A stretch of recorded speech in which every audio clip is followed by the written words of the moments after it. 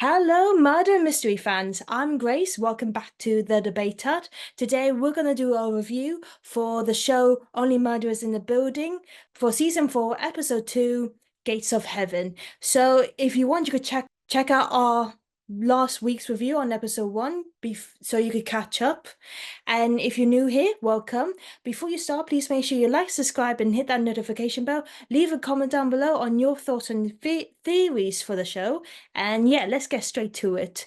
So, in this episode, Mabel and Oliver begin investigating the wet tower of the building and get trapped in a ominous game. Meanwhile, Charles is visited by two individuals from his complex past. So we start off by getting to see more of Saz's past and learning about how she became a stunt double, which is really interesting because we never get to learn much about her life in the previous seasons. I notice how in this season they're using a lot of like old footage styles based on the character's past because it gives us a more emotional feeling that they're human and that they had a life before they passed away or before they change over time. Then it became a bit upsetting but also funny when Charles tried to save as much of Saz's ashes as he could by putting them in a jug and filled with water, which is, I mean, it's a bit funny when watching it, but then again, it's a bit sad. And to be honest, I don't think I would have handled it as well as Charles did.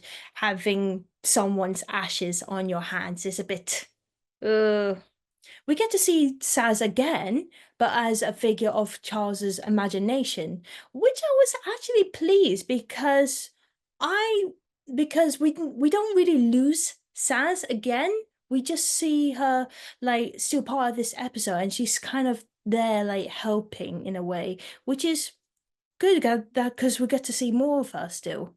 The trio get to work, but Charles is starting to talk to Saz, which made Mabel and Oliver look concerned and a bit awkward, which was relatable. But I also felt a bit sad for Charles at the same time because they're not really judging Charles, but this is basically his grief taking over, and this is him projecting his grief into creating Saz in his mind to help him get through this traumatic time.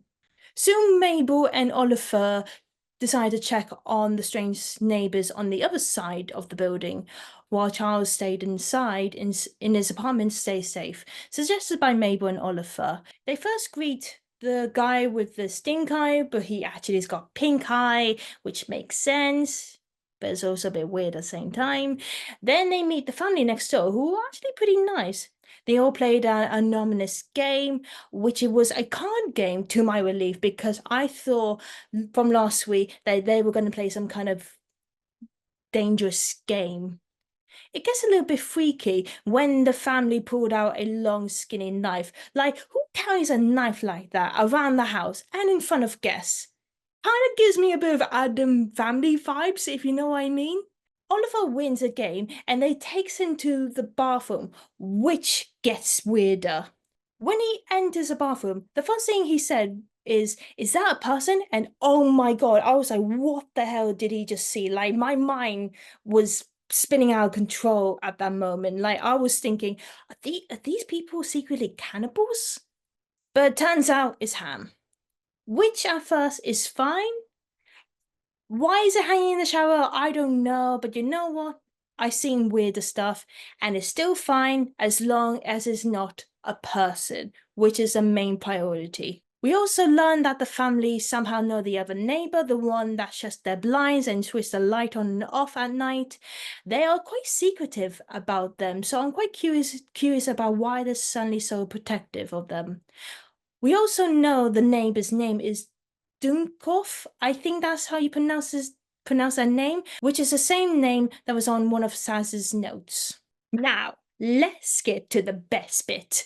Jan is back.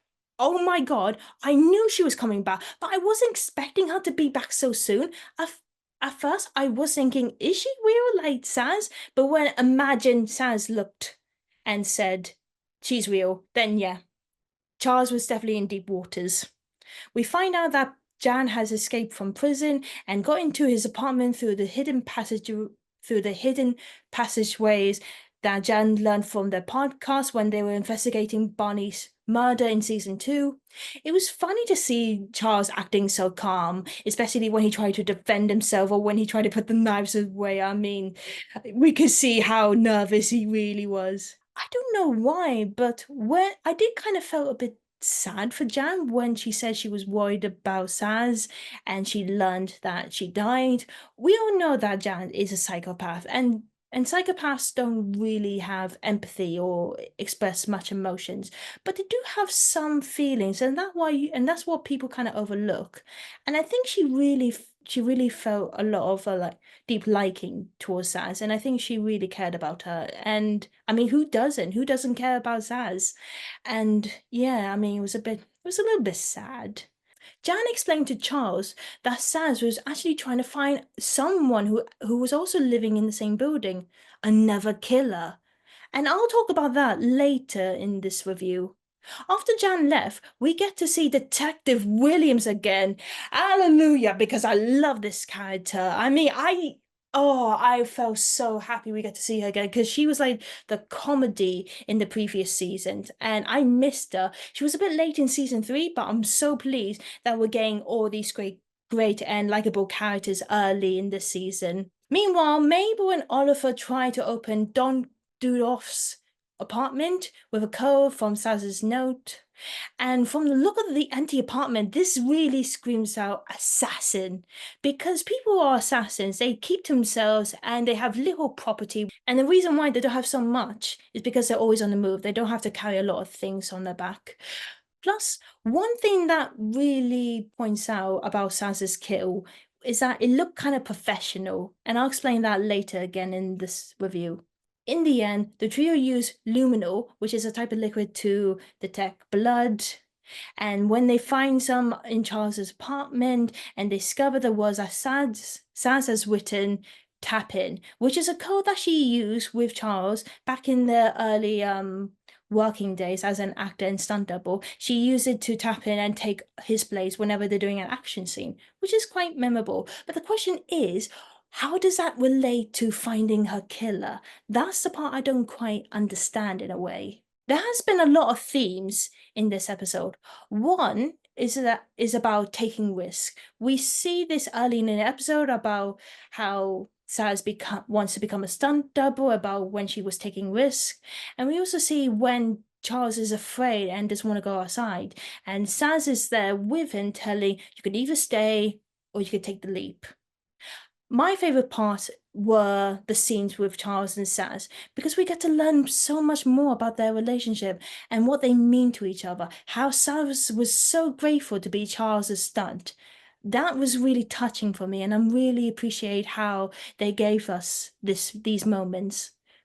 Another theme I picked up was that there was a few mirroring moments, like the theme of two halves. For example, if you compare the east and the west side of the building, you can see that there's the one side which is nice and lovely, and the other side which is a bit rusty and dark, symbolizing that there are two sides of every coin and that there is good and bad in everything. Another example are the sweet moments with Charles and Saz, because Saz is like another side of Charles. Whatever she says, he repeats, and she kind of reflects everything that goes in his mind. They are like one of a kind. She kind of represents the thrilling and confident part of Charles that he kind of needs in his life. And Charles was her startup chance and opportunity in her stunt double career. And seeing how close they were and how they increasingly became friends, they just bond together, and that's really emotional, and I really loved it. It was just really heartbreaking to see Saz gone, and now Charles is it's not alone, but he is alone. He lost his best friend, and I really felt for Charles there. Now for the theories. I don't have any yet on who the killer might be, but my mind has been brainstorming when watching this episode. So if you remember from last week, Emily and I were discussing who was the real target, Saz or Charles. I believe it was Charles. And I think the show is leading us to think that way. However, there might be a plot twist in the end where the tables might spin and all our theories were completely wrong the whole time. I thought it crossed my mind that the father from the family, he sounded pretty jealous because his wife has a huge crush on Charles. But I don't think that's a big motive for him to actually kill Charles. We know that it's not the eye patch guy because his windows don't open, but could all the neighbors from the west side band together for this murder? Like murders on the Orient Express? Who knows? But Oliver also found tinsel in the empty apartment, and tinsel is a type of Christmas decoration, so I think we're going to investigate the Christmas guy in the next episode. One thing that's also been bothering me is that why is there a pig in the bathtub? I literally have no idea for this one. Also, there's a piano, which tells me that a killer could be a musical. Jan said to Charles about a killer usually gets rid of a body because they killed the wrong person, which technically makes sense unless they actually planned to use the incinerator in the first place. She also said that if you fail your first attempt, then you're probably going to screw up more later. So the killer might become a bit more sloppy, which might give us more clues in the future. I do think now that perhaps there might be more than one killer, just from looking at how the sniper shot Saz and the distance from the west side of the building to the east side.